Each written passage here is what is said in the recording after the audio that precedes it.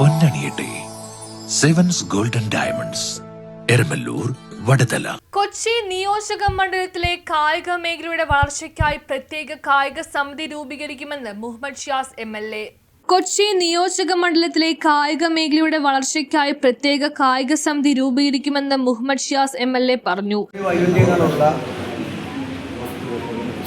ഒരു പ്രദേശമാണ്. ആ വൈവിധ്യത്തിൽ തന്നെ നമ്മുടെ മക്കൾ വിവിധ കലകൾ അഭ്യസിക്കുന്ന ആളുകളാണ്. അതിനെ പരമാവധി നമ്മൾ പ്രോത്സാഹിപ്പിക്കുകയാണ്. കായികമായും കലാപരമായും ഒക്കെ നിരവധിയായിട്ടുള്ള പ്രോത്സാഹനങ്ങൾ കൊണ്ട് വളരേണ്ട ഒരു സ്ഥലം കൂടിയാണ്. ഞാനിപ്പോൾ ഇതിനു മുമ്പൊരു പുസ്തകം കുട്ടികൾക്ക് കൊടുക്കുന്ന ഒരു പരിപാടിയിൽ പങ്കെടുത്തിട്ടാണ്. അപ്പം ഞാനിങ്ങനെ പല സ്ഥലങ്ങളിലും പരിപാടികളിൽ നിലയിലുമൊക്കെയായി പങ്കെടുത്തു.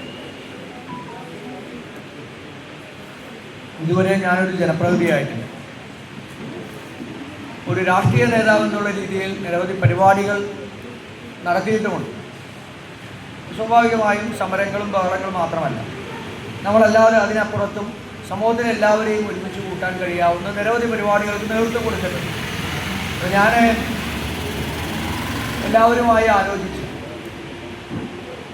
നമ്മുടെ പുതിയ തലമുറയ്ക്ക് വേണ്ടി നമ്മുടെ കുട്ടികൾക്ക് പഠിക്കാനും കളിക്കാനും കഴിയാവുന്ന, അല്ലെങ്കിൽ അവർക്ക് ആസ്വദിക്കാൻ കഴിയാവുന്ന, അവരെ നല്ല രീതിയിൽ മുന്നോട്ട് കൊണ്ടുപോകാൻ കഴിയാവുന്ന മുതിർന്ന കായിക പരിശീലകർ, കായിക സംഘടനാ ഭാരവാഹികൾ എന്നിവരെ സമിതിയിൽ ഉൾപ്പെടുത്തി പ്രത്യേക കായിക നയം തന്നെ രൂപീകരിക്കുമെന്നും അദ്ദേഹം പറഞ്ഞു. കൊച്ചി നഗരസഭയുടെ NK ലത്തീഫ് സ്മാരക കലാകായിക കേന്ദ്രത്തിൽ Japan Shotokan karate association India സംഘടിപ്പിച്ച കായിക താരങ്ങൾക്കുള്ള ആദരവും ബെൽറ്റ് ദാന ചടങ്ങും ഉദ്ഘാടനം ചെയ്യുകയായിരുന്നു MLA.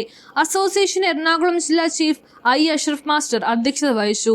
കൊച്ചി നഗരസഭാ സ്ഥിരം സമിതി അധ്യക്ഷൻ KA മനാഫ് സമ്മാനദാനം നിർവഹിച്ചു. കൗൺസിലർ ഷീജ നവാസ്, മുൻ councillor MHM Ashraf, MM Saleem, advocate Hanish Manikkal, Thandassery Sanilkumar, Anilkumar തുടങ്ങിയവർ സംസാരിച്ചു. PU നിസാർ സ്വാഗതവും KS ഷാഹിന നന്ദിയും പറഞ്ഞു.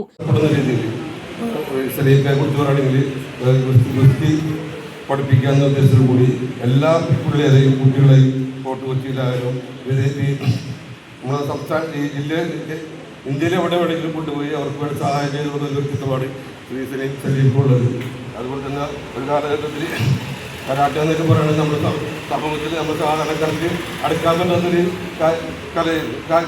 കായികമാണ്. പക്ഷേ ഇന്ന് അത് ജനകീയമാക്കുന്നതിനൊക്കെ മുഖ്യ പങ്ക് വഹിച്ചിട്ടുള്ള അശ്രദ്ധ പോലുള്ളവർ,